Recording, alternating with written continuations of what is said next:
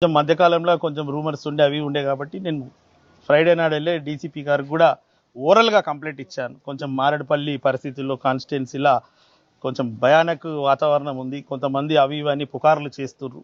గతంలో కూడా వాళ్ళది కొంచెం చరిత్ర, నేర చరిత్ర, మర్డర్ చరిత్ర ఉంది.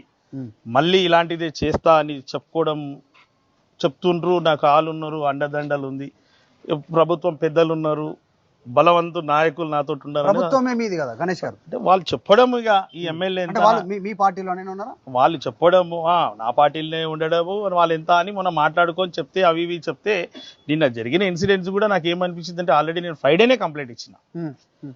నేను ముందు రిటర్న్ లెటర్ ఎందుకు ఇవ్వలే అంటే ఏమేమి జరిగిందని. సండే మండే అంత పెద్ద పండుగ, సంవత్సరానికి ఒకసారి బోనాల పండుగ వస్తుంది.